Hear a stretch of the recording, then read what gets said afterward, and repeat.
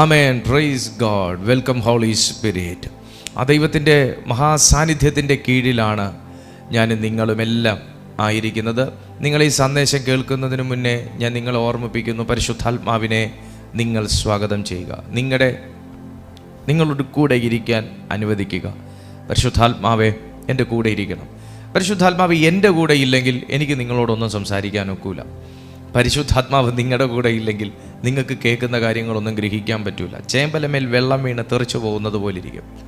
അതുകൊണ്ട് ഞാൻ നിങ്ങളോട് പറയുന്നു, ഹോളി സ്പിരിറ്റ് നമ്മുടെ കൂടെ ചേർന്നിരുന്ന നല്ലൊരു ടീച്ചറായി, നല്ലൊരു അധ്യാപകനായി നമ്മെ ഉപദേശിച്ചാൽ മാത്രമേ ദൈവത്തിൻ്റെ വചനത്തിൽ നിന്ന് പഠിക്കാൻ മാത്രമല്ല, ആ വചനമാകുന്ന താക്കോൽ കൊണ്ട് നമുക്കായി തുറക്കുന്ന നന്മകളെ, ആ വേർഡിലൂടെ നമ്മളിൽ തുറന്നു വരുന്ന നന്മകളെ നമുക്ക് റിസീവ് ചെയ്യാൻ സാധിക്കത്തുള്ളൂ. അതുകൊണ്ട് വളരെ പ്രാർത്ഥനയോടെ, നിങ്ങൾ ടങ്സിൽ പ്രാർത്ഥിക്കുന്നവരുണ്ടെങ്കിൽ നിങ്ങൾ ടങ്സിൽ പ്രാർത്ഥിച്ചുകൊണ്ട് കേട്ടാലും മതി. ഞാൻ ഏറ്റവും കൂടുതൽ ടങ്സിൽ പ്രാർത്ഥിക്കാൻ പ്രചോദിപ്പിക്കുന്ന ഒരു മനുഷ്യനായി പോകുന്നു, അല്ലേ? ഹല്ലേലൂയ. എന്നാൽ അതിൻ്റെ ആഴങ്ങളെന്ന് പറയുന്നത് ഭയങ്കര വലുതാണ്. വേറെ നമുക്ക് ഒത്തിരി സംസാരിക്കാനുള്ള സമയമില്ല, ഓൾറെഡി ഇന്ന് ലേറ്റായി.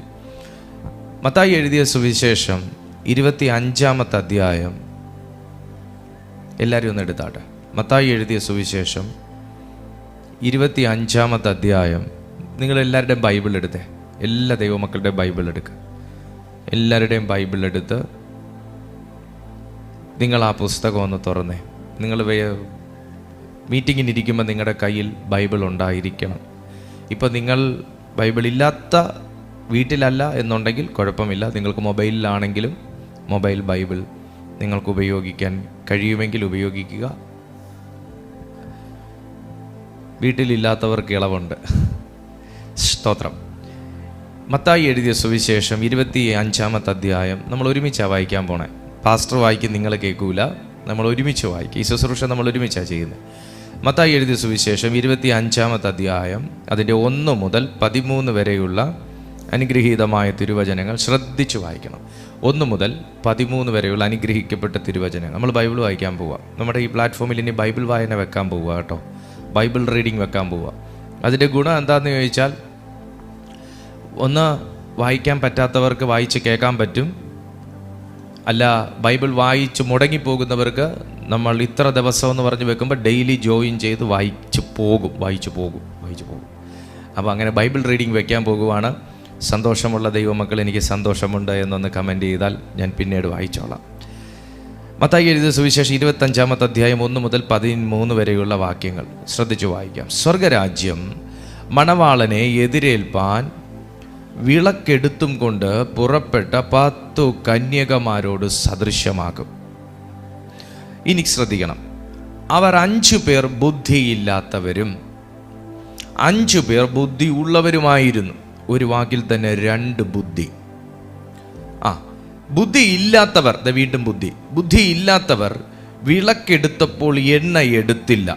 4-ാമത്തെ വാക്യം, ബുദ്ധിയുള്ളവരോ, വീണ്ടും ബുദ്ധി വന്നു. ബുദ്ധിയുള്ളവരോ വിളക്കോടുകൂടെ പാത്രത്തിൽ എണ്ണയും എടുത്തു. 1 മുതൽ 4 വാക്യം വരെ വായിച്ചതിനകത്ത് 4 ബുദ്ധി എന്ന വാക്ക് വന്നിരിക്കുന്നു. വീണ്ടും, പിന്നെ മണവാളൻ താമസിക്കുമ്പോൾ എല്ലാവരും മയക്കം പിടിച്ചുറങ്ങി. അർദ്ധരാത്രിക്കോ മണവാളൻ വരുന്നു, അവനെ എതിരേൽപ്പാൻ പുറപ്പെടുവിൻ എന്ന ആർപ്പ് വിളിയുണ്ടായി. അപ്പോൾ കന്യകമാർ എല്ലാവരും എഴുന്നേറ്റ് വിളക്ക് തെളിയിച്ചു. ഒന്ന് പറഞ്ഞേ, വിളക്ക് തെളിയിച്ചു. ഒന്ന് പറഞ്ഞേ, വിളക്ക് തെളിയിച്ചു. ഒന്ന് താഴെ കമൻ്റ് ഇട്ടേ, വിളക്ക് തെളിയിക്കണം. വിളക്ക് തെളിയിക്കണം. ബൈബിൾ ഉള്ളവർ ഒന്ന് അണ്ടർലൈൻ ചെയ്തേ, വിളക്ക് തെളിയിച്ചു. വിളക്ക് തെളിയിക്കണം. ഒന്ന് കമൻ്റ് ചെയ്താട്ടെ, വിളക്ക് തെളിയിക്കണം.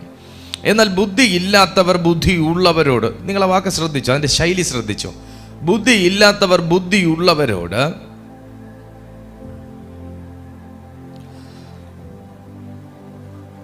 ഞങ്ങളുടെ വിളക്ക് കെട്ടുപോകുന്നത് കൊണ്ട് നിങ്ങളുടെ എണ്ണയിൽ കുറെ ഞങ്ങൾക്ക് തരുവിൻ എന്ന് പറഞ്ഞു. ബുദ്ധിയുള്ളവർ ഞങ്ങൾക്കും നിങ്ങൾക്കും പോരാ എന്ന് വരാതിരിപ്പാൻ നിങ്ങൾ വിൽക്കുന്നവരുടെ അടുക്കൽ പോയി വാങ്ങിക്കൊള്ളുവിൻ എന്നുത്തരം പറഞ്ഞു. അവർ വാങ്ങുവാൻ പോയപ്പോൾ മണവാളൻ വന്നു. ഒരുങ്ങിയിരുന്നവർ അവനോടുകൂടെ കല്യാണ സദ്യക്ക് ചെന്നു, വാതിൽ അടയ്ക്കുകയും ചെയ്തു. അതിൻ്റെ ശേഷം മറ്റേ കന്യകമാരും വന്നു, കർത്താവേ, കർത്താവേ, ഞങ്ങൾക്ക് തുറക്കണമേ എന്ന് പറഞ്ഞു. അതിന് അവൻ, ഞാൻ നിങ്ങളെ അറിയുന്നില്ല എന്ന് സത്യമായിട്ട് നിങ്ങളോട് പറയുന്നു എന്ന് പറഞ്ഞു. ആകയാൽ നാളും നാഴികയും നിങ്ങൾ അറിയായിക കൊണ്ട് ഉണർന്നിരിപ്പിൻ. ഒന്ന് പറഞ്ഞേ, ഉണർന്നിരിപ്പിൻ. 3 കാര്യങ്ങൾ ഇതിനകത്ത് നിന്ന് എടുക്കാനുണ്ട്. 1, ബുദ്ധി ഉള്ളവരാകണം, ബുദ്ധി ഇല്ലാത്തവരാകരുത്. 2, വിളക്ക് തെളിയിക്കണം, വിളക്ക് കത്തിയിരിക്കണം. 3, ഉണർന്നിരിക്കണം, ഉറങ്ങരുത്, ഉണർന്നിരിക്കണം. ദൈവത്തിൻ്റെ വരവിങ്കൽ, കർത്താവായ യേശു ക്രിസ്തുവിൻ്റെ വരവിങ്കൽ ഒരു വ്യക്തി തന്നെ എതിരേൽക്കണമെങ്കിൽ, യേശു കർത്താവിൻ്റെ വരവിങ്കൽ ഒരു വ്യക്തിക്ക് തന്നെ എതിരേൽക്കണമെങ്കിൽ ഈ 3 കാര്യങ്ങൾ പ്രധാനമാണ്. അതിനെ ഞാൻ അവിടെ നിർത്തുന്നു. ഇനി യേശു കർത്താവിൻ്റെ വരവിലേക്ക് ഒരു വ്യക്തിക്ക് ഒരുങ്ങണമെങ്കിൽ, ആ വരവിൽ ഒരു വ്യക്തി എടുക്കപ്പെടണമെങ്കിൽ, കർത്താവിനോട് കൂടെ വസിക്കണമെങ്കിൽ പോലും ഈ 3 കാര്യങ്ങൾ വളരെ പ്രധാനമാണ്. ഈ 3 കാര്യങ്ങൾക്ക് നേരെ തന്നെയായിരുന്നു യേശു കർത്താവിൻ്റെ ശുശ്രൂഷ കാലയളവിൽ ശിഷ്യന്മാരുടെ നേരെ സാത്താൻ പ്രകടനങ്ങൾ അഴിച്ചുവിട്ടിട്ടുള്ളത്, അല്ലെങ്കിൽ സാത്താൻ കടന്നു കയറാൻ ശ്രമിച്ചിട്ടുള്ളത്. തീർന്നില്ല. ഇന്നും ഏതൊരു ദൈവഭൃത്യനെ, ഒരു ദൈവ മനുഷ്യനെ എടുത്താലും, ഭക്തിയോടെ ജീവിക്കാൻ ആഗ്രഹിക്കുന്ന ഏതൊരു മനുഷ്യനെ എടുത്താലും ഈ 3 മേഖലയ്ക്ക് നേരെ തന്നെയാണ് സാത്താനും തൻ്റെ അനുയായികളും അവരുടെ പ്രകടനങ്ങൾ അഴിച്ചുവിടുന്നത്. അവർ ടാർഗറ്റ് ചെയ്യുന്നത് ഈ 3 കാര്യങ്ങൾക്ക് മേൽ തന്നെയാണ്. എന്താണ് ആ 3 കാര്യങ്ങൾ? 1, ബുദ്ധിയെ കെട്ടുക. 2, എണ്ണ ചോർത്തുക. 3, ഉറക്കി കളയുക. Oh my God, in Jesus name. ഒന്നുകൂടെ പറഞ്ഞേ. 1, ബുദ്ധിയെ കെട്ടുക. 2, എണ്ണ ചോർത്തി കളയുക. 3, ഉറക്കി കിടത്തുക. ഈ 3 കാര്യങ്ങൾക്ക് മേൽ അന്നും ഇന്നും, പറയട്ടെ, കർത്താവിൻ്റെ വരവ് വരെയും സാത്താൻ മനുഷ്യൻ്റെ നേരെ, സാത്താൻ്റെ അനുയായികൾ മനുഷ്യൻ്റെ നേരെ, സമർപ്പിതരുടെ നേരെ, അവരുടെ ലൈഫിന് നേരെ കയറാൻ, അവരുടെ ജീവിതത്തിലേക്ക് കയറാൻ അവൻ ചെയ്യുന്ന ആദ്യത്തെ ഒരു ഫസ്റ്റ് അറ്റംപ്റ്റ് എന്ന് പറയുന്നത് ഈ 3 കാര്യങ്ങളിൽ ഏതെങ്കിലും ഒന്നിനെ തൊടുക എന്നുള്ളതാണ്. ഒരുവൻ്റെ ബുദ്ധിയെ കെട്ടിയാൽ എണ്ണ ചോർത്താൻ ഭയങ്കര എളുപ്പമാണ്. ഒരുത്തൻ്റെ ബുദ്ധിയെയും കിട്ടി എണ്ണയും ചോർത്തിക്കളഞ്ഞാൽ അവൻ കാറ്റുപോയ ടയർ പോലെ അവൻ അവിടെ പഞ്ചറായി കിടന്നോളുകയും ചെയ്യും. ഈ മെസ്സേജിൻ്റെ വിവരണത്തിലേക്ക് പരിശുദ്ധാത്മാവിനെ കയറ്റുന്നതിന് മുൻപേ ഞാനൊന്ന് പ്രിപ്പയർ ആക്കാൻ നിങ്ങളോട് പറയട്ടെ. യേശുവിൻ്റെ വരവിങ്കൽ ഒരുങ്ങുവാൻ ഏതൊരു ദൈവ മനുഷ്യനോടും പരിശുദ്ധാത്മാവ് ആഹ്വാനം ചെയ്യുകയാണ്. യേശു കർത്താവിൻ്റെ വരവിങ്കൽ തല കുനിഞ്ഞു പോകാതിരിക്കാൻ, യേശു കർത്താവിൻ്റെ വരവിങ്കൽ മടുത്തു പോകാതിരിക്കാൻ, യേശു കർത്താവിൻ്റെ വരവിന് മുൻപേ ചാൻസ് നഷ്ടപ്പെടാതിരിക്കാൻ കർത്താവ് തൻ ഗംഭീരനാഥത്തോടും പ്രധാന ദൈവദൂതന്റെ ശബ്ദത്തോടും കാഹളത്തോടും കൂടെ മധ്യാകാശത്തിൽ വരുമ്പോൾ എടുക്കപ്പെടാൻ കണക്കിന് ഒരുക്കമുള്ളവരാകാൻ വേണ്ടി, ആമേൻ ആമേൻ, രക്ഷിക്കപ്പെട്ട നാൾ മുതൽ ഈ നിമിഷം വരെയും പരിശുദ്ധാത്മാവ് നമ്മുടെ അന്തരംഗത്തിൽ ഉദ്ബോധിപ്പിച്ചു കൊണ്ടിരിക്കുമ്പോൾ പലപ്പോഴും പല ഭൗതിക ആവശ്യങ്ങളിലേക്ക് നമ്മുടെ ശ്രദ്ധയും ചിന്തയും കാതുകളും എല്ലാം കൂർപ്പിച്ചതിനെ പ്രതി, സുഹൃത്തെ, എവിടെയെങ്കിലും വാട്ടമോ ചടവോ ചുളുക്കമോ കറയോ നമ്മുടെ വിശ്വാസ ജീവിതത്തിൽ, നമ്മുടെ സ്പിരിച്വൽ ലൈഫിൽ പറ്റിയിട്ടുണ്ടെങ്കിൽ ഞാനൊരു മുന്നറിയിപ്പ് തരുന്നു. എവിടെയോ നമ്മൾ അറിയാതൊരു ലീക്കേജ് നമ്മുടെ സ്പിരിറ്റ് മാനിൽ സംഭവിക്കുന്നു. എവിടെയോ നമ്മൾ അറിയാതൊരു ലീക്കേജ്. ഒരിക്കൽ എൻ്റെ കാറിൻ്റെ AC-യിൽ കൂളിംഗ് ഇല്ല. ഞാൻ നോക്കുമ്പോൾ ഒരു 2-3 മാസത്തിന് മുന്നേ ഞാൻ AC കംപ്ലീറ്റ് ക്ലിയർ ചെയ്ത്, AC വെന്റിലൊക്കെ ക്ലീൻ ചെയ്ത് ഞാൻ പുതിയതായിട്ട് ഗ്യാസ് നിറച്ചതാണ്. അതിന് അഡീഷണൽ ഞാൻ കാശും കൊടുത്തു. 3 മാസം കഴിഞ്ഞപ്പോൾ AC കൂളിംഗ് വരുന്നില്ല. അപ്പം ഞാൻ ചെന്നപ്പോൾ പറഞ്ഞു, സാർ എത്ര നാളായി AC ക്ലീൻ ചെയ്തിട്ട് AC സർവീസ് ചെയ്തിട്ട് ഞാൻ പറഞ്ഞു, നോ, ഞാൻ 3 മാസമേ ആകുന്നുള്ളൂ സുഹൃത്തെ, ഞാൻ 3 മാസമേ ആകുന്നുള്ളൂ, ഞാൻ പുതിയതായിട്ട് ഗ്യാസ് ഫില്ല് ചെയ്തതാണ്, കൂളിംഗ് കുറയാൻ യാതൊരു വഴിയുമില്ല എന്ന് പറഞ്ഞു. അപ്പോൾ സ്വിച്ചിൻ്റെ കംപ്ലൈൻ്റ് ആണോ എന്ന് നോക്കാൻ പറഞ്ഞു. അപ്പോൾ കുറച്ച് കഴിഞ്ഞ് പുള്ളി എല്ലാം ഒന്ന് ടെസ്റ്റ് ചെയ്തിട്ട് പറഞ്ഞു, സാർ, AC-യുടെ പൈപ്പിൽ ചെറിയൊരു സുഷിരമുണ്ട്, AC-യുടെ പൈപ്പിൽ ചെറിയൊരു സുഷിരമുണ്ട്, ആ ചെറിയ സുഷിരത്തിൽ കൂടെ വലിയ അളവിൽ ഗ്യാസ് പുറത്തേക്ക് പോകുന്നുണ്ട്. ഞാൻ എൻ്റെ കണ്ണുകൾ കൊണ്ട് നോക്കാൻ ശ്രമിച്ചാൽ ആ സുഷിരം കാണാനൊക്കത്തില്ല. ഞാൻ എൻ്റെ കൈകൾ കൊണ്ട് തടവി നോക്കിയാൽ പൈപ്പിൽ എവിടെയെങ്കിലും ഹോളുണ്ടോ, ഗ്യാസ് പോകുന്നോ, അത് കാണാനൊക്കത്തില്ല. അത് അവരുടെ സൊല്യൂഷൻ ഉപയോഗിച്ച് ആ പൈപ്പിൻ്റെ ലീക്കേജ് ടെസ്റ്റ് ചെയ്തെങ്കിൽ മാത്രമേ ആ ചെറിയ മൈന്യൂട്ടായിട്ടുള്ള സുഷിരത്തിലൂടെ ഈ ഗ്യാസ് നഷ്ടപ്പെടുന്നത് അവർക്ക് ഫൈൻഡ് ഔട്ട് ചെയ്യാൻ പറ്റത്തുള്ളൂ. അവരുടെ മീറ്റർ വെച്ച് നോക്കുമ്പോൾ അതിനകത്ത് അത് അറിയാൻ പറ്റത്തുള്ളൂ. എന്നിട്ടോ നോക്കിക്കേ, ഈ നഷ്ടപ്പെട്ടുകൊണ്ടിരുന്ന ഗ്യാസ് അകത്തിരിക്കുന്ന എന്നെ തണുപ്പിക്കേണ്ടതായിരുന്നു.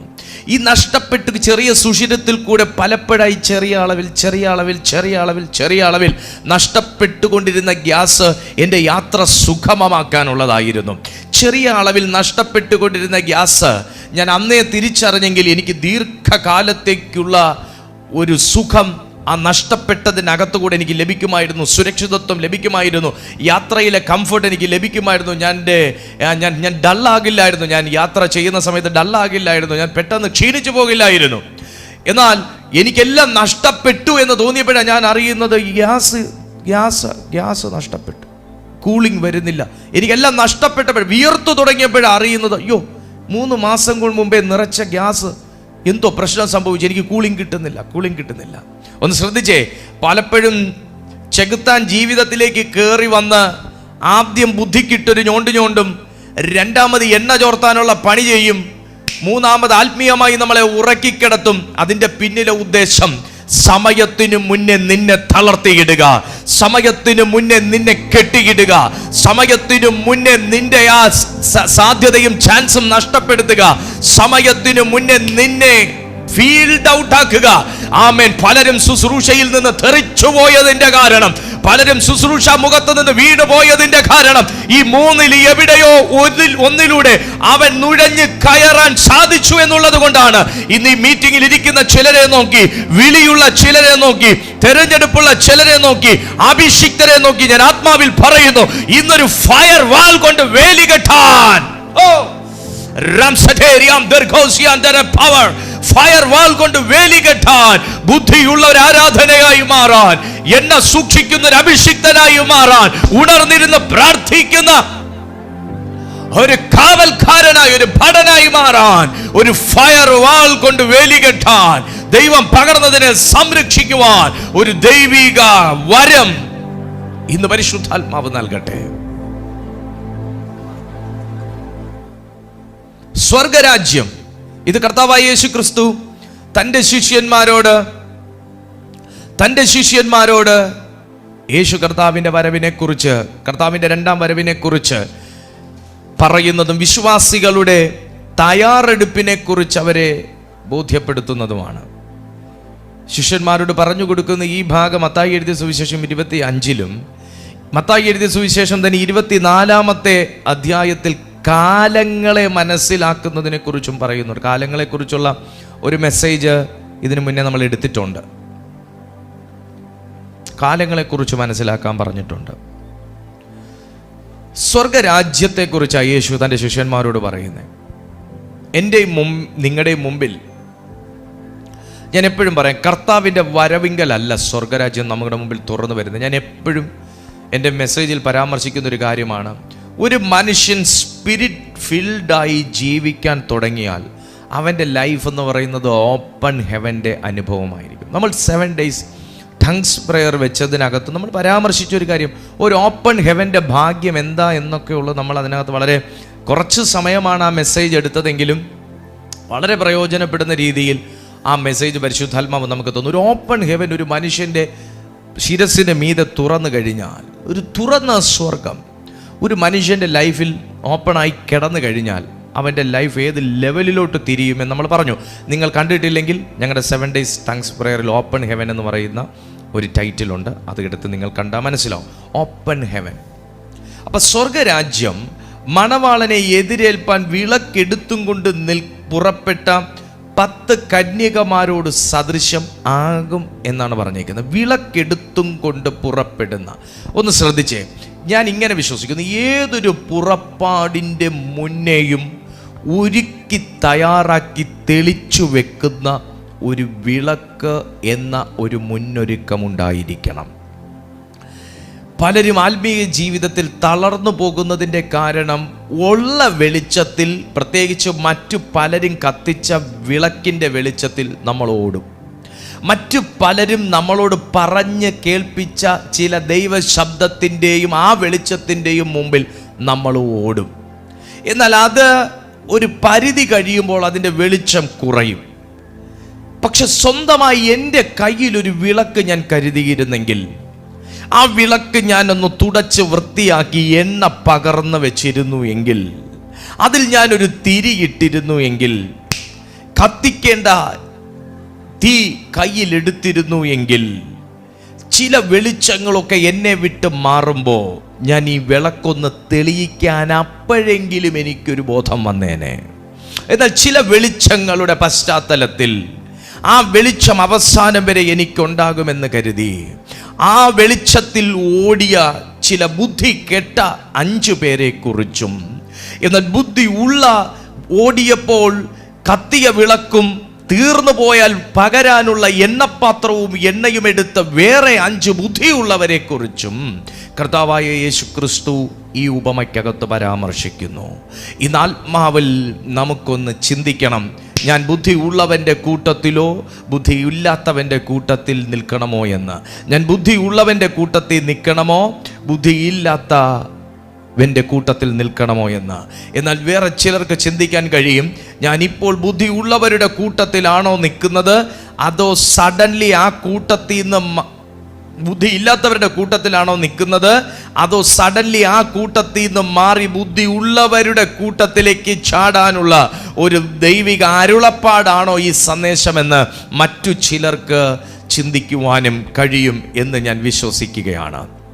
കർത്താവ് പറയുന്നു, അവരിൽ 5 പേർ ബുദ്ധിയില്ലാത്തവരും 5 പേർ ബുദ്ധി ഉള്ളവരുമായിരുന്നു. പക്ഷേ ഈ 2 പേരും, നിങ്ങൾ ശ്രദ്ധിക്കണം, ഈ 2 പേരും പകുതി വഴി വരെ ഒരേ ദർശനത്തിലുണ്ടായിരുന്നു.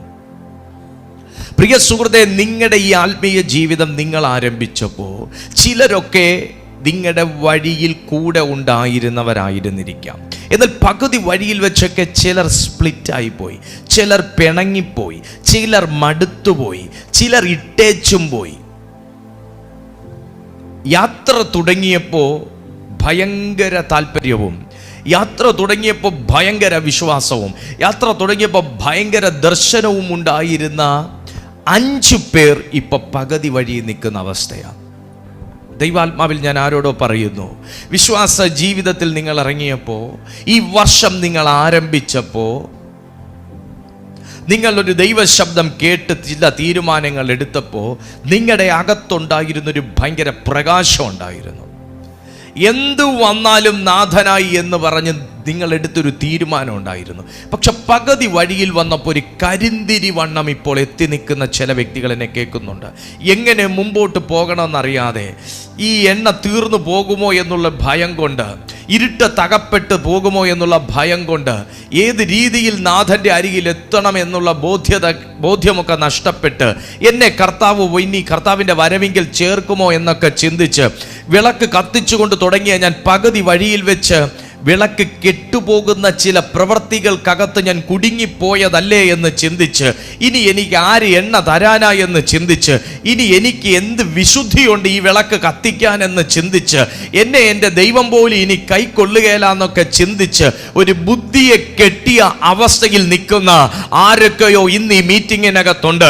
പരിശുദ്ധാത്മാവ് പറയുന്നു, കർത്താവ് തൻ ഗംഭീര നാദത്തോടും പ്രധാന ദൈവദൂതന്റെ ശബ്ദത്തോടും കാഹളത്തോടും കൂടെ മധ്യാകാശത്തിൽ വരുമ്പോൾ എടുക്കപ്പെടുന്ന ലിസ്റ്റിൽ നീ കാണുകയില്ലെന്ന് നിന്റെ അകത്തിരുന്ന് ശത്രു മുഴക്കുന്ന ശബ്ദത്തെ ഇന്ന് നീ വെട്ടി തകർക്കാൻ തയ്യാറായാൽ ആത്മാവ് നിന്നെ പുതിയ ഒരു പകർച്ചയോടുകൂടെ കർത്താവിന്റെ വരവിനായി ഒരുക്കിയിരിക്കും. ആമേൻ. ഒരുക്കിയിരിക്കും. 10 പേർ നമ്മുടെ മുമ്പിലുണ്ട്. 5 പേർ ബുദ്ധിയുള്ളവർ, 5 പേർ ബുദ്ധിയില്ലാത്തവർ എന്ന് തന്നെ യേശു അഡ്രസ് ചെയ്തു. 5 പേർ ബുദ്ധി ഉള്ളവരെന്നും 5 പേർ ബുദ്ധി ഇല്ലാത്തവരെന്നും അഡ്രസ് ചെയ്തത് ശിഷ്യന്മാരല്ല, യേശുവാണ്. അപ്പൊ ബുദ്ധിക്ക് ആരാധനയിൽ പ്രാധാന്യമുണ്ട്. ചിന്താശേഷിക്ക്, മസ്തിഷ്കത്തിന് ആരാധനയിൽ പ്രാധാന്യം ഉണ്ട്. സോ പലപ്പോഴും നമ്മുടെ ബുദ്ധിയെ സാത്താൻ ഹൈജാക്ക് ചെയ്യുന്നത് നമ്മൾ അറിയാറില്ല. നമ്മുടെ ചിന്തയെ ഹൈജാക്ക് ചെയ്യുന്നത് അറിയാറില്ല. ഓർമ്മയെ ഹൈജാക്ക് ചെയ്യുന്നത് അറിയാറില്ല. നമ്മൾ വാർദ്ധക്യം കൊണ്ടാണെന്നും വൈറ്റമിൻ്റെ കുറവ് കൊണ്ടാണെന്നും ശരിയാവണ്ണം ഉറക്കം കിട്ടാത്തതുകൊണ്ടാണെന്നൊക്കെ നമുക്ക് തോന്നും. പക്ഷെ പലപ്പോഴും ബുദ്ധിയെ പിടിച്ച് കെട്ടി, ബുദ്ധിയെ പിടിച്ച് മരവിപ്പിച്ച് ശരിയായൊരു തീരുമാനം എടുക്കാതെ തെറ്റായ ഒരു ഓപ്ഷനിലേക്ക് എന്നെ കൊണ്ടെത്തിച്ച്, എന്നെ കൊണ്ട് ആ പർട്ടിക്കുലർ വിഡ്ഢിത്തം ചെയ്യിച്ച് എൻ്റെ എണ്ണയെ ചോർത്തിക്കളഞ്ഞ് എന്നെ ഒരു ആത്മീയ ഉറക്കത്തിൻ്റെ പങ്കാളിയാക്കി മാറ്റുന്ന ആ ദുഷ്ടാത്മാവിൻ്റെ നുഴഞ്ഞു കയറ്റത്തെ ഒരു ദൈവസഭ, ഒരു ദൈവ പൈതൽ, ഒരു ദൈവ മനുഷ്യൻ മനസ്സിലാക്കിയില്ല എന്നുണ്ടെങ്കിൽ നഷ്ടമെന്ന് പറയുന്നത് ഭീമമായിരിക്കും. ആമേൻ. നഷ്ടം ഭയങ്കര ഭീമമായിരിക്കും. കാരണം കർത്താവിൻ്റെ വരവിങ്കൽ എടുക്കപ്പെടുക എന്നുള്ളതാണ്. യേശു നമ്മെ ചേർത്തുകൊള്ളുക എന്നുള്ളത് അത് ഭയങ്കര വലിയൊരു പദവിയാട്ടോ. യേശു നമ്മളെ ചേർത്തുകൊള്ളുക എന്നുള്ളത്, ഹീ ഈസ് മൈൻ എന്ന് പറഞ്ഞ് ചേർത്തുകൊള്ളുക എന്നുള്ളതൊരു ഭയങ്കര പദവിയാണ്. നമുക്ക് തോന്നും കർത്താവിൻ്റെ വരവെങ്കിൽ ആ പദവി തെറ്റിക്കുന്നതെന്ന്. ഇത്രയും കൂടെ കേട്ടോ, ഈ ബുദ്ധിയെ തൊടുന്ന സമയത്തും ഈ എണ്ണയെ ചോർത്തുന്ന സമയത്തും ഈ ആത്മീയ ഉറക്കത്തിൻ്റെ വില്ലാളിയാക്കുന്ന സമയത്തുമൊക്കെ അവൻ നമ്മുടെ പല ചാൻസും തട്ടി മാറ്റുന്നതും നമ്മൾ അറിയുന്നില്ല. നിങ്ങൾ ഈ ഭൂമിയിൽ അനുഭവിക്കാനുള്ള നന്മ, നിങ്ങൾ ഈ ഭൂമിയിൽ അനുഭവിക്കാനുള്ള സൗഖ്യങ്ങൾ, നിങ്ങൾ ഈ ഭൂമിയിൽ അനുഭവിക്കുവാനുള്ള ബ്ലെസ്സിങ്സ്, നിങ്ങളോടുകൂടെ ഈ ഭൂമിയിൽ ഉണ്ടായിരിക്കേണ്ട വ്യക്തികൾ, നിങ്ങൾ അനുഭവിക്കേണ്ട എല്ലാവിധമാകുന്ന സന്തോഷങ്ങൾ, ദൈവികമാകുന്ന സന്തോഷങ്ങൾ, ദൈവിക പ്രൊവിഷൻസ്, അങ്ങനെ അങ്ങ് പറഞ്ഞു നിർത്താം.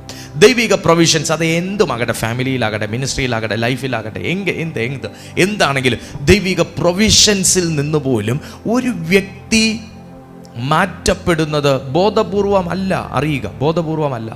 നിങ്ങളൊരു പാപം ചെയ്യുന്നത് ബോധപൂർവമല്ല. പക്ഷേ ബോധപൂർവമല്ല എന്ന് പറഞ്ഞ് നമുക്ക് അതിൽ നിന്ന് ഒഴിഞ്ഞു കളയാനും കഴിയത്തില്ല. നിങ്ങളൊരു അനീതി പ്രവർത്തിക്കുന്നത് ശരിക്കും ബോധപൂർവമല്ല. ഒരു വ്യക്തി ഒരു ക്രൈം ചെയ്യുന്നത് ശരിക്കും ബോധപൂർവമല്ല. ഒരു വ്യക്തി ദൈവത്തിന് നേരെ വിരൽ ചൂണ്ടുന്നത് ബോധപൂർവമല്ല.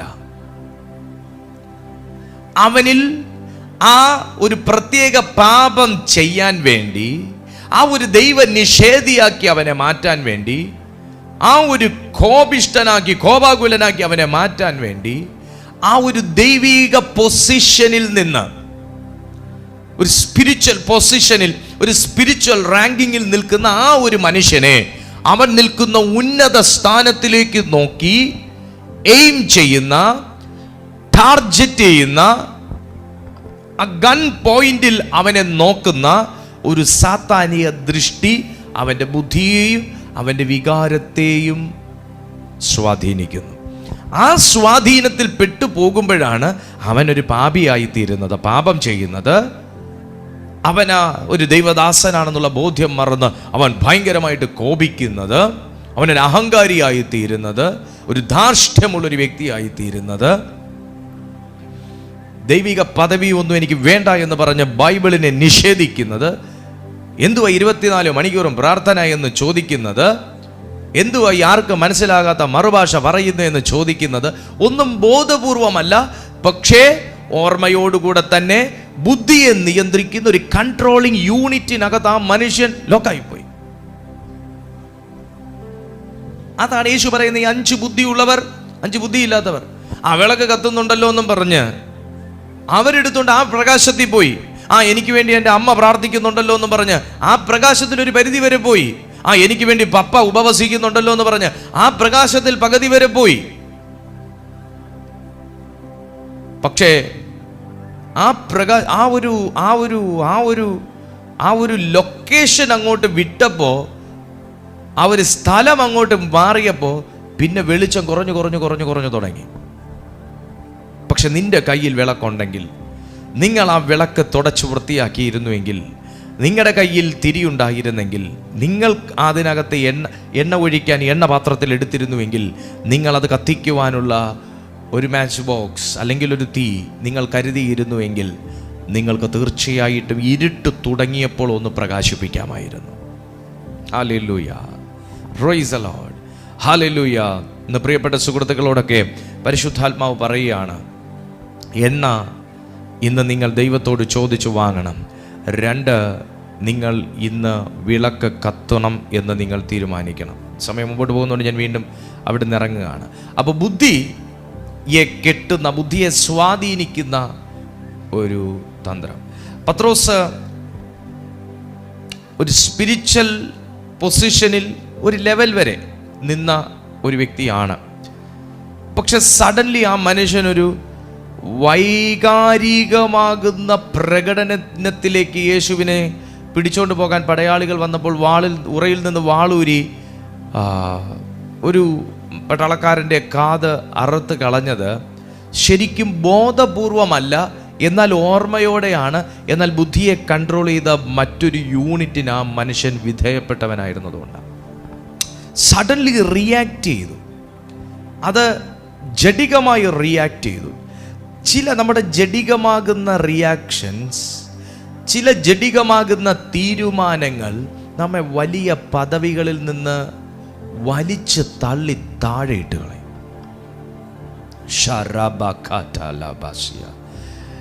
നമ്മളൊരു സ്പിരിച്വൽ പൊസിഷനിലേക്ക് എത്തണമെന്നുണ്ടെങ്കിൽ നമ്മുടെ ജഡത്തെ നമ്മൾ പൂർണ്ണമായും മരിപ്പിച്ചേ പറ്റത്തുള്ളൂ.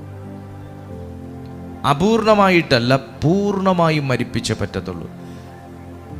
ജഡത്തെ മരിപ്പിക്കുക എന്ന് പറയുമ്പോൾ ആത്മാവിൽ നമ്മളെ ജീവിപ്പിച്ചെങ്കിലേ പറ്റത്തുള്ളൂ. ആമേൻ. ആത്മാവിൽ നമ്മളെ നമ്മൾ വിചാരിക്കും ജഡത്തെ മരിപ്പിക്കണമെന്ന് പറയുമ്പോൾ അടി ഒരു കൈക്ക്, അടി ഒരു കന്നത്തിന്, കുത്ത് ഈ കണ്ണിന് എന്നും പറഞ്ഞാണ് ജഡത്തെ മരിപ്പിക്കണം എന്ന് പറഞ്ഞുകൊണ്ടിരിക്കുന്നത്. മാത്രമല്ല കർത്താവും പറഞ്ഞിട്ടുണ്ട്, നിനക്ക് കണ്ണിടർച്ച വരുത്തുന്നെങ്കിൽ ചൂഴ്ന്നെടുത്ത് കളയാൻ. നമ്മൾ ഇങ്ങനെ നോക്കിയിരിക്കുക കുത്താൻ, കണ്ണിടർച്ച വരുത്തിയെങ്കിൽ അപ്പ കുത്ത. നോ, ശ്രദ്ധിക്കുക. ജഡത്തെ മരിപ്പിക്കുക എന്ന് പറഞ്ഞതിൻ്റെ അർത്ഥം മോനെ നീ ആത്മാവിൽ ജീവിക്കണമെന്നാണ്. ജഡത്തെ മരിപ്പിക്കണമെന്ന് പറഞ്ഞതിൻ്റെ അർത്ഥം വയറെ വിശക്കുന്നോ ഇരിക്കുമിണ്ടാതെ എന്ന് പറഞ്ഞ ആ വയറിനെ അടിച്ചമർത്താനല്ല പറഞ്ഞേക്കുന്നത്. നിനക്ക് ഞാൻ ഫുഡ് തരത്തില്ല, നിനക്ക് മീന് തരത്തില്ല, അങ്ങനെ പറയാനല്ല പറഞ്ഞേക്കുന്നത്. ആത്മാവിൽ ജീവിക്കാനാ പറഞ്ഞേക്കുന്നത്. ആത്മാവിൽ ജീവിക്കാനാ. മോനെ ഇപ്പം എനിക്കൊരു ദേഷ്യം വന്നെന്ന് വെച്ചോ, എനിക്ക് ദേഷ്യപ്പെടാനുള്ള റൈറ്റൊക്കെ ഉണ്ട്, ദേഷ്യപ്പെടാം. എന്നാൽ ഞാൻ എന്ന് പറയുന്ന മനുഷ്യൻ ആത്മാവിൽ ജീവിച്ചാൽ അകത്തുനിന്ന് ഒരു ശബ്ദം ഇങ്ങോട്ട് വരും. എന്താണെന്നറിയാമോ? നീ ദേഷ്യപ്പെടാം, അത് നിന്റെ റൈറ്റാ, നിനക്ക് ദേഷ്യപ്പെടാം, നിന്റെ ചോയ്സാ. പക്ഷേ എൻ്റെ ഈ ഇൻസ്ട്രക്ഷൻ കൊണ്ട് നിനക്ക് ആ കോപത്തെ അമർച്ച ചെയ്യുകയും ചെയ്യാം. ഇത് സ്പിരിറ്റ് സംസാരിക്കും. നിങ്ങൾക്ക് ആർക്കും നോ പറയാനൊക്കത്തില്ല. അങ്ങനൊരു ശബ്ദം നിങ്ങൾ കേട്ടിട്ടുണ്ട്. പലപ്പോഴും ചില കാര്യങ്ങൾ ചെയ്യാൻ പോകുന്ന സമയത്ത് വേണോ എന്നൊരു ഉൾശബ്ദം നമ്മുടെ അകത്തുനിന്ന് വന്നിട്ടുണ്ട്. പക്ഷെ നമ്മൾ മെല്ലെ കൈമുട്ടുകൊണ്ട് ഒരു ഒറ്റ ഇടി കൊടുത്തിട്ട് ഇരിക്കവിടെ വേണം എന്നും പറഞ്ഞ് നമ്മൾ പോയി ചെയ്തുകൊണ്ടാണ് പല തെറ്റും കുറ്റങ്ങളും നമുക്ക് പറ്റിപ്പോകുന്നത്. ശരിയല്ലേ? എന്തൊരു തെറ്റ് ചെയ്യുമ്പോഴും അകത്തുനിന്ന് നമുക്കൊരു ഇൻസ്ട്രക്ഷൻ നമുക്കകത്തുനിന്ന് വരും. അതിങ്ങനെയാണ്, അത് വേണോ, അത് ചെയ്യണോ? സുഹൃത്തെ, നീ എന്നെ ഒന്ന് ശ്രദ്ധിച്ചേ സുഹൃത്തെ. നിങ്ങളൊരു ദൈവഹിതമല്ലാത്ത ഒരു കാര്യം ചെയ്യുമ്പോഴാണെങ്കിലും, ദൈവഹിതമല്ലാത്തൊരു കാര്യം നിങ്ങൾ പറയുമ്പോഴാണെങ്കിലും, ദൈവഹിതമല്ലാത്തൊരു വികാരത്തിന് നിങ്ങൾ പോകുകയാണ് എന്ന് നിങ്ങൾ അറിയുമ്പോഴും നിങ്ങളുടെ അകത്തുനിന്നൊരു ശബ്ദം വരും, അത് വേണോ? ഇതേ ചോദ്യം ഈ മന്ദസ്വരത്തിൽ യേശു കർത്താവ് പത്രോസിനോട് ചോദിച്ചു. പത്രോസേ, എന്താ കർത്താവേ, നീ എന്നെ സ്നേഹിക്കുന്നുണ്ടോ എന്ന് ചോദിച്ചു. അപ്പോൾ പത്രോസ് പറഞ്ഞു, എന്താ ചോദ്യ, ഞാൻ സ്നേഹിക്കുന്നുണ്ട്. അപ്പോൾ യേശു കുറച്ച് കഴിഞ്ഞ് വീണ്ടും, പത്രോസേ, എന്താ കർത്താവേ, നീ എന്നെ സ്നേഹിക്കുന്നുണ്ടോ എന്ന് ചോദിച്ചു. അവൻ പറഞ്ഞു, അന്ന് അങ്ങനെ ചോദിക്കുന്നത്, ഞാൻ സ്നേഹിക്കുന്നുണ്ട്. കർത്താവേ, ഞാൻ സ്നേഹിക്കുന്നുണ്ട്. കുറച്ച് കഴിഞ്ഞ് വീണ്ടും, പത്രോസേ, നീ വാസ്തവമായിട്ട് എന്നെ സ്നേഹിക്കുന്നുണ്ടോ? ആ ചോദ്യത്തിൽ പത്രോസ് തിരിച്ചൊരു ചോദ്യം ചോദിച്ചു. ശരിയാ, ഞാൻ കർത്താവിനെ സ്നേഹിക്കുന്നുണ്ടോ? കാരണം യേശു ഒരു ചോദ്യവും വെറുതെ ചോദിക്കത്തുമില്ല, ഒരു ഉത്തരം വെറുതെ പറയത്തുമില്ല. കർത്താവ് ഈ ചോദിക്കുന്നതിൻ്റെയും പറയുന്നതിൻ്റെയും ഉപമ ഇടുന്നതിൻ്റെയും ഒക്കെ പിന്നിൽ ഭയങ്കര ഡീപ്പായിട്ട് ഇവർക്കൊരു തീസിസ് എഴുതാനുള്ള സിലബസ് അതിനകത്തുണ്ട്. ഇവർക്കൊരു തീസിസ് എഴുതാനുള്ള പോയിന്റ് അതിനകത്തുണ്ട്. കർത്താവ് എന്തെങ്കിലും ഒന്ന് ചോദിച്ചിട്ടുണ്ടെങ്കിൽ ഇവർക്കറിയാം. അതുകൊണ്ട് പത്രോസ് അതിൽ വിഷാദിച്ചു എന്ന് അവിടെ എഴുതിയേക്കുന്നത്.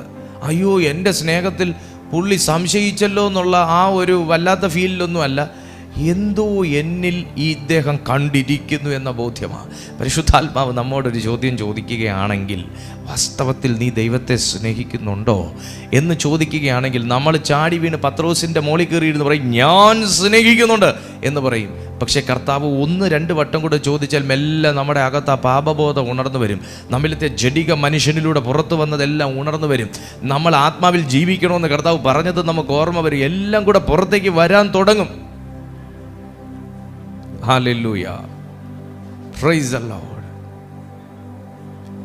ജഡത്തെ മരിപ്പിക്കണമെന്ന് കർത്താവ് പറയാൻ കാരണം ഈ ഒരു സന്ദേശമാണ്. ആത്മാവിൽ ജീവിക്കണം എന്ന ഒരു ഹിഡൻ മെസ്സേജാണ് അതിനകത്ത് കിടക്കുന്നത്. ഒന്ന് ടൈപ്പ് ചെയ്തേ, ആത്മാവിൽ ജീവിക്കണം. ഒന്ന് ടൈപ്പ് ചെയ്തേ, ആത്മാവിൽ ജീവിക്കണം. സഹോദര സഹോദരി, നമ്മുടെ എന്തൊരു ബ്ലെസ്സിങ്ങിന് വേണ്ടി നമ്മളിപ്പോൾ എന്തെടുത്താലും, ഇപ്പോൾ പല്ല് പറിക്കാൻ ചെന്നാലും അവിടെ ആധാർ കാർഡ് ഉണ്ടെങ്കിലേ പല്ല് പറിക്കും. ആ ഒരു കാലമായി മാറി. എന്ത് പറിക്കാൻ പല്ല് പറിക്കാൻ ചെന്നാലും എന്തിന് ചെന്നാലും നമ്മൾ ആധാർ കാർഡ് ഉണ്ടെങ്കിലേ ഇപ്പോൾ പല്ല് പറിക്കും. കാരണം ഈ പല്ല് നമ്മുടെ ആണോ എന്ന് അറിയണം.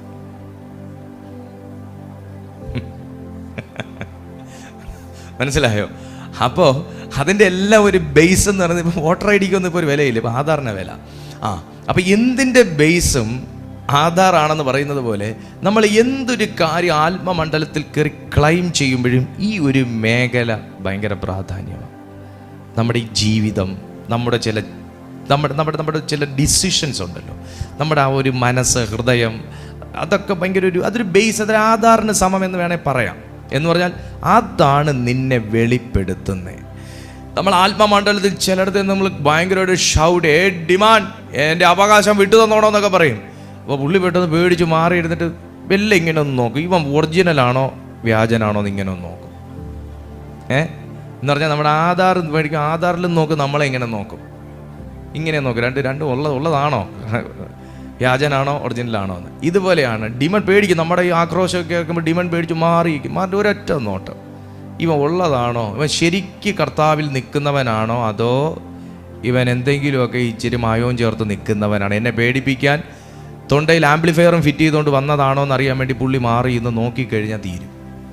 ഇവിടെ നമ്മൾ ഈ കാര്യം മനസ്സിലാക്കിയില്ലെങ്കിൽ, ആത്മാവിൽ ജീവിച്ചില്ലെങ്കിൽ, ആത്മാവിൽ ജീവിക്കുന്നവർക്കാണ് സ്വർഗരാജ്യത്തിലേക്ക് പ്രവേശനം. ആമേൻ. ആത്മാവിൽ ജീവിക്കുന്നവർക്കാണ് സ്വർഗരാജ്യത്തിൽ പ്രവേശനം. കാൺമീൻ, നാം ദൈവ മക്കൾ എന്ന് വിളിക്കപ്പെടുവാൻ എത്ര വലിയ ഭാഗ്യം പിതാവ് നമുക്ക് ചെയ്തിരിക്കുന്നു. ആ ഭാഗ്യമൊക്കെ ചെയ്തതുള്ളതാ. പക്ഷെ നമ്മളെ കർത്താവിൻ്റെ രാജ്യത്തിലോട്ട് പ്രവേശിപ്പിക്കുന്നതിൻ്റെ പിന്നിലെ മാനദണ്ഡം എന്ന് പറയുന്നത്, ആത്മാവ് കൊണ്ട് ശരീരത്തെയും ആത്മാവ് കൊണ്ട് പ്രാണനെയും ആത്മാവ് കൊണ്ട് അവയവങ്ങളെയും നിയന്ത്രിക്കുന്ന, അതേ സമയം മരിപ്പിക്കുന്ന, ഒന്നും കൂടെ, ഒരേ സമയം നിയന്ത്രിക്കുന്ന അല്ലെങ്കിൽ ജീവിപ്പിക്കുന്ന, അതേ സമയം മരിപ്പിക്കുന്ന ഒരു ലെവലിൽ ജീവിക്കുന്ന സൂപ്പർ നാച്ചുറൽ ലൈഫ് നയിക്കുന്ന ഒരു വ്യക്തിക്ക് മാത്രമേ സ്വർഗരാജ്യത്തിലോട്ട് പ്രവേശിക്കാനൊക്കത്തുള്ളൂ. ആ സൂപ്പർ നാച്ചുറൽ ലൈഫ് നയിക്കുന്നൊരു വ്യക്തി, ഞാൻ ഒന്നും കൂടെ വിശദമാക്കാം. ആത്മാവ് കൊണ്ട്, ദൈവത്തിൻ്റെ ആത്മാവ് കൊണ്ട് ഒരേ സമയം എൻ്റെ ശരീരത്തെ ഞാൻ നിയന്ത്രിക്കുന്നു, എൻ്റെ കൈകളെ, എൻ്റെ അവയവങ്ങളെല്ലാം ഞാൻ നിയന്ത്രിക്കുന്നു, എൻ്റെ അകത്തിരുന്ന് എനിക്ക് ഇൻസ്ട്രക്ഷൻ തരുന്ന എൻ്റെ പ്രാണൻ, എൻ്റെ സോളിനെ ഞാൻ നിയന്ത്രിക്കുന്നു, എൻ്റെ അകത്തുള്ള സ്പിരിറ്റിനെ ഞാൻ നിയന്ത്രിക്കുന്നു. അപ്പോൾ 3 പാർട്ടിനെയും ദൈവത്തിൻ്റെ ആത്മാവ് കൊണ്ട് നിയന്ത്രിക്കുമ്പോൾ ഒരേ സമയം ഞാൻ ആ ആത്മാവ് കൊണ്ട് എൻ്റെ ഈ മനുഷ്യ ശരീരത്തെ ഞാൻ ജീവിപ്പിക്കുന്നു. എൻ്റെ കൈകളെ ഞാൻ ദൈവത്തിൻ്റെ ആത്മാവ് കൊണ്ട് ജീവിപ്പിക്കുന്നു. ഞാൻ വിശ്വാസത്തോടെ ഒരു രോഗിക്ക് വേണ്ടി പ്രാർത്ഥിക്കുന്നു, വിശ്വാസത്തോടെ ഡീമൺ ഞാൻ കൽപ്പിക്കുന്നു. എന്നാൽ ഈ കൈ കൊണ്ട് ഞാൻ പാപം ചെയ്യാൻ പോകുന്നില്ല. അപ്പോൾ ഒരേ സമയം ഞാൻ മരിപ്പിക്കുന്നു, അതേ സമയം ഞാൻ ജീവിപ്പിക്കുന്നു. മനസ്സിലായോ? പാപം ചെയ്യാൻ ഞാൻ പോകുന്നില്ല. ഈ കൈകൊണ്ട് ഞാനൊരു സ്ത്രീയെ തൊടാൻ പോകുന്നില്ല. ഈ കൈകൊണ്ട് ഞാൻ അനീതിയുടെ കൂലി മേടിക്കാൻ പോകുന്നില്ല. ഈ കൈകൊണ്ട് ഞാൻ പാപങ്ങളുടെ വസ്തു പിടിച്ചു പറിക്കാൻ പോകുന്നില്ല. കാരണം മരിപ്പിക്കുക, ആത്മാവ് കൊണ്ട് മരിപ്പിക്കുക. അതേ സമയം ഞാനൊരു പെൺകൊച്ചിൻ്റെ വിവാഹം നടത്തി കൊടുക്കാൻ പോകുന്നു ഈ കൈകൊണ്ട്. അതേസമയം ഞാനൊരു പാവപ്പെട്ടവന് വീട് വെച്ച് കൊടുക്കാൻ പോകുന്നു. അതേസമയം ഞാൻ ഒരു വ്യക്തിയെ, വയ്യാത്തൊരു വ്യക്തിയെ ഞാൻ റോഡ് മുറിച്ച് കടത്തുന്നു, ഒരു വ്യക്തിക്ക് ഭക്ഷണം മേടിച്ചു കൊടുക്കുന്നു. ആത്മാവിൽ ഞാൻ ജീവിപ്പിക്കുന്നു. ഇനി പറയാം, എൻ്റെ യേശു എന്താ ചെയ്തേ? എൻ്റെ യേശു ഇത് തന്നെ ചെയ്തത്. ഈ കൈ കൊണ്ട് തന്നാൽ കഴിയുവോളം എല്ലാവരെയും രക്ഷിച്ചു. എൻ്റെ യേശു തന്നാൽ കഴിയുവോളം രോഗികളെ സൗഖ്യമാക്കി. തനിക്ക് ആത്മാവ് കൊടുത്ത കൃപയ്ക്കൊത്തവണ്ണം താൻ സഞ്ചരിച്ചു. പല വീടുകൾക്കകത്തും സമാധാനം പുനഃസ്ഥാപിച്ചു. തൻ്റെ ഇവിടുത്തെ ശുശ്രൂഷ കഴിഞ്ഞപ്പോൾ മരിച്ചു, അടക്കപ്പെട്ടു. 3-ാം നാൾ സ്വർഗം പിതാവ് ഉയർത്തെഴുന്നേൽപ്പിച്ചു. പിതാവിൻ്റെ വലത്ത് ഭാഗത്ത് പോയിരിക്കുന്നു. ഇപ്പോൾ നമുക്ക് വേണ്ടി അവിടെ ഇരുന്ന് മധ്യസ്ഥത അണച്ചുകൊണ്ടിരിക്കുന്നു. ഇന്ന് തൻ്റെ സ്വർഗാരോഹണത്തിന് ശേഷം ഭൂമിയിൽ അയക്കപ്പെട്ട പരിശുദ്ധാത്മാവ് ഈ കാര്യങ്ങളെക്കുറിച്ച് നമുക്ക് ബോധ്യം വരുത്തുന്നു, നമ്മെ അവണ്ണമാക്കി തീർക്കാൻ നമ്മെ ബലപ്പെടുത്തുന്നു. ആ ഒരു ലൈഫ് സ്റ്റൈലിലേക്ക് ഞാനും നിങ്ങളും കോൺഫിഗർ ചെയ്യാതിരിക്കാൻ വേണ്ടിയിട്ടാണ് ഇവിടെ ഈ എടുത്ത വിളക്കും കൊണ്ട് നീ ഓടിക്കുമെന്ന് പറയും. അപ്പം നീ ഒരു വിളക്കെടുത്ത് കുഴപ്പമില്ല, നീ കുറച്ച് ദൂരം ഓടടേ, പകുതി വഴി വെച്ച് ഊതി അണച്ചോളാന്ന് പറഞ്ഞിട്ട് എണ്ണ എടുക്കാൻ മറപ്പിച്ചിട്ട് ആരെങ്കിലും പ്രാർത്ഥിച്ച് നമ്മളെ ബലപ്പെടുത്തുന്ന ബലത്തിൽ നമ്മൾ ഓടും, ആ പ്രകാശത്തിൽ ഓടും, ആ ഒരു വിശ്വാസത്തിൽ ഓടും. അവിടെ പ്രാർത്ഥിക്കുന്നുണ്ടല്ലോ എന്ന് പറഞ്ഞ് നമ്മൾ ഇവിടുന്ന് ഓടും. പക്ഷെ പകുതി ചെല്ലുമ്പം വിളക്കണയുമ്പോഴേ അറിയത്തുള്ളൂ നമ്മൾ തിരിയും തീപ്പെട്ടി എടുക്കാത്തതിൻ്റെ വേദന, എണ്ണ കയ്യിലെടുക്കാത്തതിൻ്റെ വേദന. അതുകൊണ്ട് പരിശുദ്ധാത്മാവ് ആരോടൊക്കെ പറയുന്നു, മറ്റുള്ളവരെ പ്രാർത്ഥിക്കാൻ ഏൽപ്പിച്ചിട്ട് നിങ്ങളുടെ ആത്മീയ ഉറക്കത്തെ നിങ്ങൾ പ്രോത്സാഹിപ്പിക്കല്ലേ. മറ്റുള്ളവരുടെ കയ്യിലെല്ലാം ഏൽപ്പിച്ചിട്ട് നിങ്ങൾ അവിടെ മിണ്ടാതിരിക്കല്ലേ. എനിക്ക് വേണ്ടി ഒന്ന് പ്രാർത്ഥിച്ച് പറയാമോ എന്ന് പറഞ്ഞ് നിങ്ങൾ ആരെങ്കിലും ഇപ്പം വിളിച്ച് പറയൂന്ന് പറഞ്ഞുകൊണ്ടിരിക്കല്ലേ. ദൈവസന്നിധിയിൽ തീരുമാനമെടുക്കുക. കർത്താവിൻ്റെ സമയം അടുത്തു വന്നുകൊണ്ടിരിക്കുന്നു. ലോകവും അതിലുള്ളതെല്ലാം, ലോകവും അതിന്റെ മോഹങ്ങളുമോ ഒഴിഞ്ഞു പോകും. ദൈവേഷ്ടം ചെയ്യുന്നവനോ എന്നേക്കും നിലനിൽക്കുന്നു. ലോകവും അതിന്റെ മോഹവും ഒഴിഞ്ഞു പോകും. ദൈവേഷ്ടം ചെയ്യുന്നവനോ എന്നേക്കും നിലനിൽക്കുന്നു. 4-ാമത്തെ വാക്യം, ബുദ്ധിയുള്ളവനോ വിളക്കോടുകൂടെ പാത്രത്തിൽ എണ്ണയും എടുത്തു. പിന്നെ മണവാളൻ താമസിക്കുമ്പോൾ എല്ലാവരും മയക്കം പിടിച്ചു ഉറങ്ങി. അർദ്ധരാത്രിക്കോ മണവാളൻ വരുന്നു, അവനെ എതിരേൽപ്പാൻ പുറപ്പെടുവീൻ എന്നാൽ ആർപ്പ് വിളി ഉണ്ടായി. അപ്പോൾ കന്യകമാർ എല്ലാവരും എഴുന്നേറ്റ് വിളക്ക് തെളിയിച്ചു. എന്നാൽ ബുദ്ധിയില്ലാത്തവർ ബുദ്ധിയുള്ളവരോട്, ഞങ്ങളുടെ വിളക്ക് കെട്ടുപോകുന്നത് കൊണ്ട് നിങ്ങളുടെ എണ്ണയിൽ കുറെ ഞങ്ങൾക്ക് തരുവിൻ എന്ന് പറഞ്ഞു.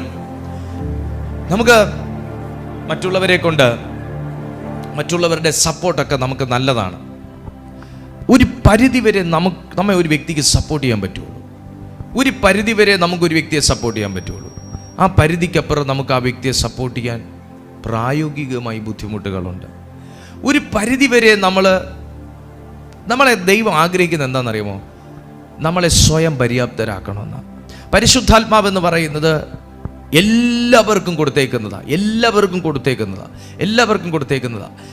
പൗലോസും എന്താ, എനിക്ക് കൃപാവരം ഉണ്ടല്ലോ, ആ കൃപാവരവും വെച്ച് ഞാൻ ഈ ശിഷ്യന്മാരെയും വെച്ച് എൻ്റെ ബിസിനസ് കൊണ്ടുപോകാന്ന് പറഞ്ഞുകൊണ്ടാണോ ഇരുന്നേ?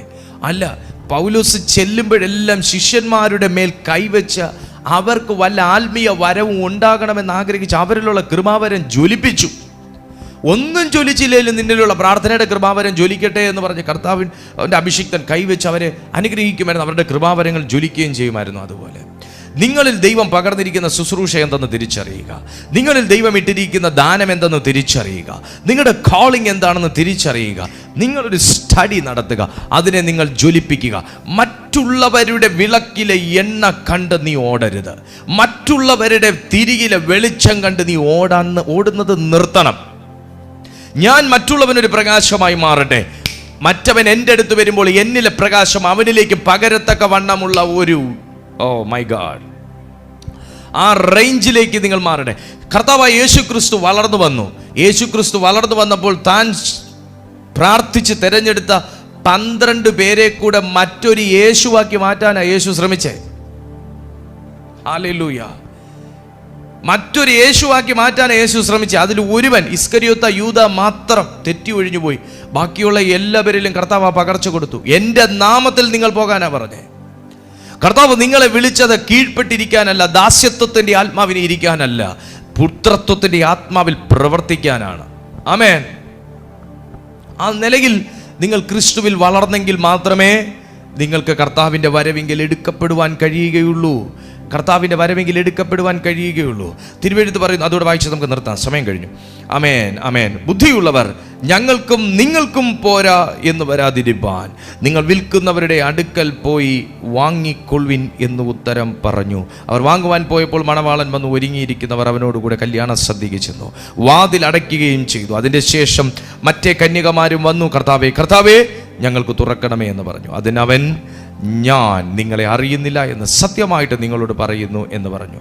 ആകയാൽ നാളും നാഴികയും നിങ്ങൾ അറിയായിക കൊണ്ട് ഉണർന്നിരിപ്പിൻ.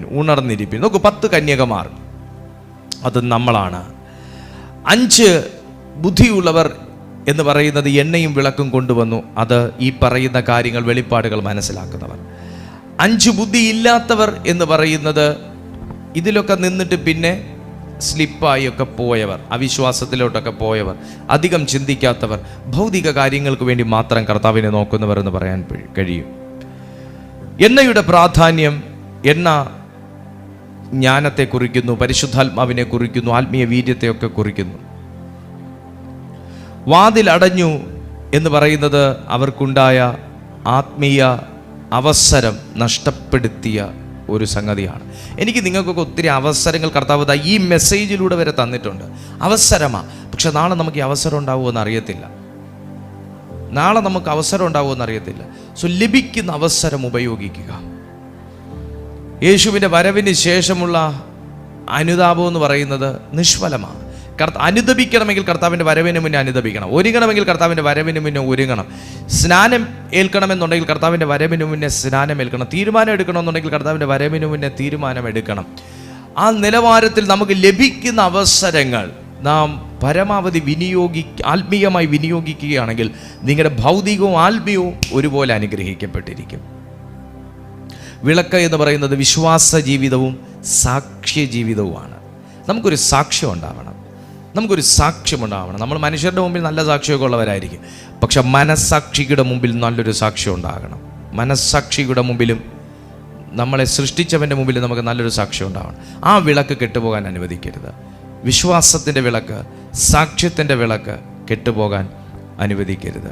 കന്യകമാർ ക്രിസ്തുവിനെ പ്രതീക്ഷിക്കുന്ന വിശ്വാസികൾ. വധു സഭയാണ്. ക്രിസ്തുവിൻ്റെ തിരഞ്ഞെടുക്കപ്പെട്ടവർ നമ്മൾ തന്നെയാണ്. വരൻ കർത്താവായ യേശു ക്രിസ്തുവാണ്. ഇന്ന് ഈ സന്ദേശം നിങ്ങൾ കേൾക്കുമ്പോൾ പറയുക, എനിക്ക് സ്വന്തമായൊരു വിളക്ക് വേണം, എനിക്ക് എണ്ണ വേണം, എൻ്റെ കയ്യിൽ തീ വേണം. ഇല്ലെങ്കിൽ ഞാൻ ആ തീയെ ഇന്ന് കത്തിക്കും. എത്ര പേർ ആഗ്രഹിക്കുന്നു? നമ്മൾ ഒരുമിച്ച് പ്രാർത്ഥിക്കാൻ പോവാം.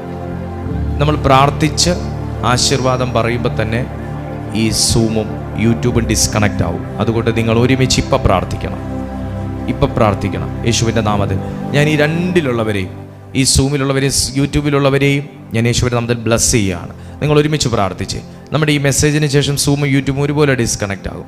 എല്ലാവരും ചേർന്ന് പ്രാർത്ഥിച്ച് ഞാൻ നിങ്ങൾക്ക് എല്ലാവർക്കും ഒരുമിച്ച് പ്രാർത്ഥിക്കാൻ പോവാം. Right now in the name of Jesus. ആ വിളക്ക് കത്തിയേ മതിയാകത്തു. നിങ്ങളുടെ ഇന്നലെ വരെ ഇന്നലെ വരെ നിങ്ങൾ എന്താന്നുള്ളത് ഇവിടുത്തെ വിഷയമല്ല. ഞാൻ ഒന്നുകൂടെ പറയട്ടെ, നിങ്ങളൊരു ഭയങ്കര കൊടും പാപം ചെയ്തൊരു വ്യക്തിയായിരിക്കും, അല്ലെങ്കിൽ നിങ്ങൾ ഒത്തിരി ആത്മീയമായ അലസതയിൽ ജീവിച്ചൊരു വ്യക്തിയായിരിക്കും. കർത്താവ് നിങ്ങളത് അപ്പം അത് തെറ്റായി പോയെന്ന് എനിക്ക് മനസ്സിലായപ്പാ എന്ന് പറഞ്ഞാൽ അവിടെ തീരാവുന്ന പ്രശ്നമേ ഉള്ളൂ. നിങ്ങളെ ദൈവം എടുക്കാത്ത കനിയൊന്നുമല്ല. ഇനിയിപ്പം എത്ര നിങ്ങൾ ഒരു പുറം ലോകം അറിഞ്ഞാലും ഇത് മോശമല്ലേ എന്ന് പറയുന്ന ഒരു തെറ്റ് ചെയ്തൊരു വ്യക്തിയാണെങ്കിൽ പോലും നിങ്ങൾ എടുക്കാത്ത കനിയല്ല. കർത്താവിൻ്റെ വരവ് വരെ നമുക്ക് സമയമുണ്ട് മാനസാന്തരപ്പെടാൻ, രക്ഷിക്കപ്പെടാൻ, മാനസാന്തരമേൽക്കാൻ, സ്നാനമേൽക്കാൻ, ദൈവത്തോട് ചേർന്ന് ജീവിക്കാൻ, മടങ്ങി വരാനൊക്കെ സമയമുണ്ട്. ഇപ്പോൾ അത് യൂട്ടിലൈസ് ചെയ്യുക. ആ അവസരം ഇപ്പോൾ യൂട്ടിലൈസ് ചെയ്യുക. നിങ്ങളെ ദൈവം വെറുക്കുന്നില്ല, നിങ്ങളെ ദൈവം സ്നേഹിക്കുന്നുണ്ട്. ഇന്ന് ഈ സന്ദേശം കേൾപ്പിച്ച് അതുകൊണ്ട് നിങ്ങൾ ഇപ്പോൾ തന്നെ തീരുമാനമെടുക്കുക. ഞാൻ നിങ്ങൾക്കായിട്ട് പ്രാർത്ഥിക്കാൻ പോകും. നിങ്ങളുടെ ജീവിതത്തിൽ അടഞ്ഞു എന്ന് പറയുന്ന പുതുവാതിലുകൾ തുറക്കാൻ പോവുകയാണ്. അടഞ്ഞു എന്ന് പറയുന്ന അനുഗ്രഹത്തിന്റെ വാതിലുകൾ തുറക്കാൻ പോവുകയാണ്. എല്ലാവരും പ്രാർത്ഥിച്ച് കണ്ണുകൾ അടച്ച് റാംഥേനെ ബൗഷാന്ഥേമാ എലബ്രോ സൈല ബാറു സിആൻ ഥേരാമാ കോഷാന്ഥ ലബാസ. കം ഓൺ, എല്ലാ ദൈവമക്കളുടെ വായികളും ആരാധിച്ചു തുടങ്ങട്ടെ. എല്ലാ ദൈവമക്കളുടെ ഹൗ റബസന്ഥേ റമൗന്റോറിയാന്റല റഗന്റസിയ പേഴ്സണലായിട്ടൊന്ന് പ്രാർത്ഥിച്ച്, പേഴ്സണലായിട്ടൊന്ന് ദൈവത്തോട് പ്രാർത്ഥിച്ച്, അപ്പ എൻ്റെ വിളക്കൊന്ന് ഒന്ന് ഹൃദയം ഒന്ന് തുറന്നു കൊടുത്തേ. അപ്പ എൻ്റെ മനസ്സിലേക്ക് ഒന്ന് വരണമെന്നൊന്ന് പറഞ്ഞു. ഹൃദയം മനസ്സും ഒന്ന് തുറന്നു കൊടുത്തേ. യെസ്, ഒന്ന് തുറന്നു കൊടുത്തേ. എന്നിലേക്കൊന്ന് വരണേ അപ്പ എന്ന് പറ. ഇരുളങ്ങ് മാറട്ടെ. ഇത് പറഞ്ഞുകൊണ്ടിരിക്കുമ്പോൾ തന്നെ ചില വ്യക്തികളിൽ നിന്ന് ഇരുട്ടിന്റെ സ്വാധീനങ്ങൾ വിട്ടുമാറിക്കൊണ്ടിരിക്കുക. നിങ്ങളെ ദൈവത്തോട് അടുപ്പിക്കുകയില്ലാന്ന് വാദിക്കുന്ന ചില ചിന്തകൾ, ചില സാധാനിക സ്വപ്നങ്ങൾ, നിങ്ങളെ ദൈവത്തോട് അടുപ്പിക്കുകയില്ലാന്ന് പറയുന്ന, നിന്റെ സ്വപ്നത്തിൽ പോലും വന്ന് നിന്നെ അറ്റാക്ക് ചെയ്യുന്ന ദുഷ്ടശക്തികൾ യേശുവിന്റെ നാമത്തിൽ അതിന്റെ തല തകരട്ടെ.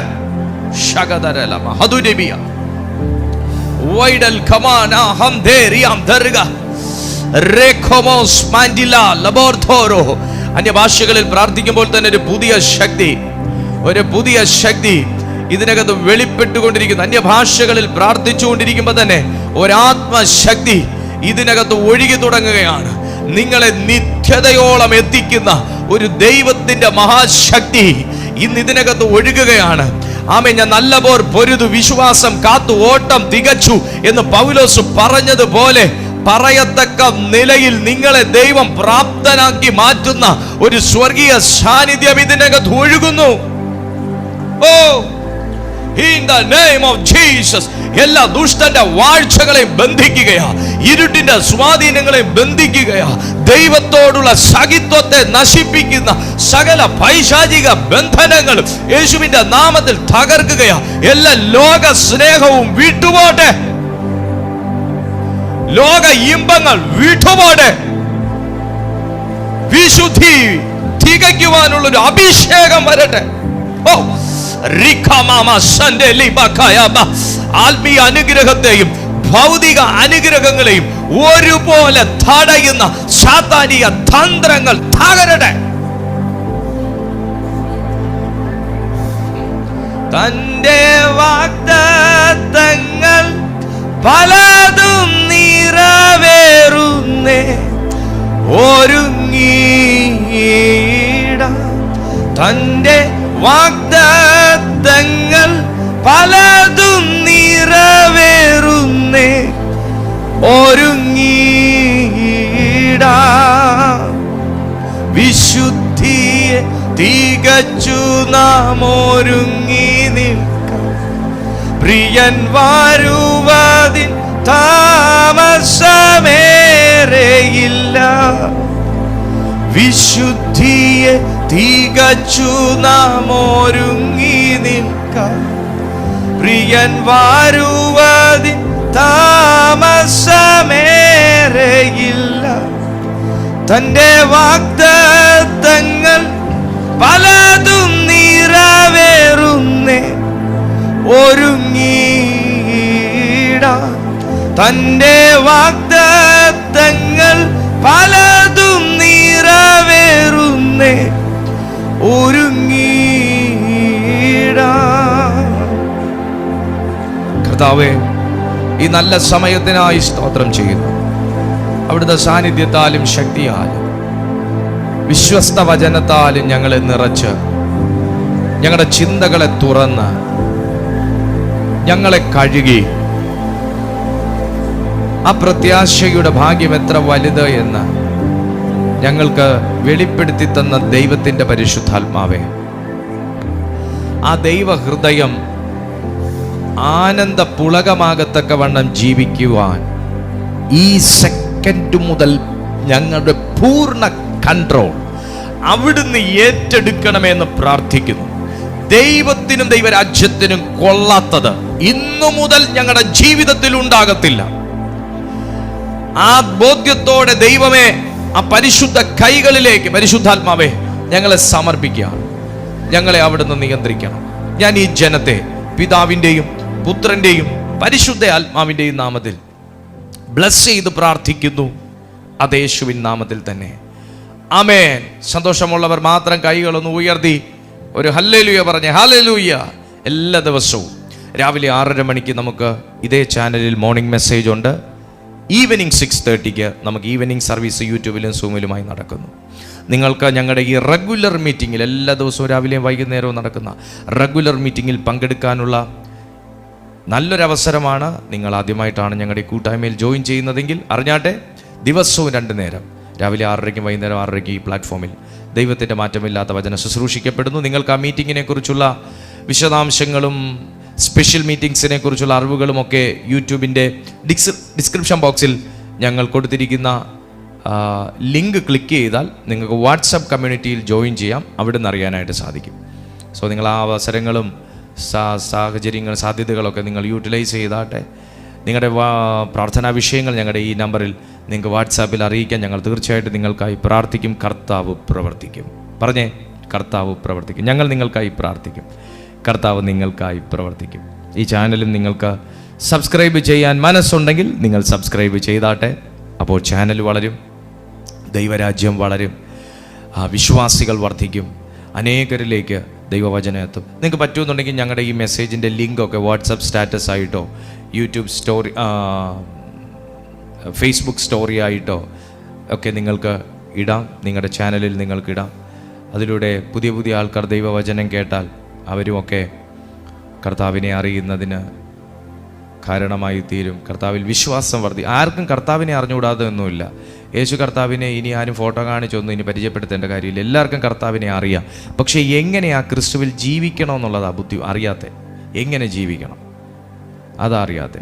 അപ്പോൾ നമുക്ക് ആ നിലയിൽ ഒരാളുടെ വിശ്വാസം വർദ്ധിപ്പിക്കുവാൻ നിങ്ങളുടെ ഒരു വാട്സപ്പ് സ്റ്റാറ്റസ് ഉതകുമെങ്കിൽ, നിങ്ങളുടെ ഒരു ഫേസ്ബുക്ക് പോസ്റ്റ് ഉതകുമെങ്കിൽ അത് നിങ്ങൾ ചെയ്യാൻ മടിക്കരുത്. അതിൻ്റെ അനുഗ്രഹം തീർച്ചയായും നിങ്ങൾക്കുണ്ടാകും.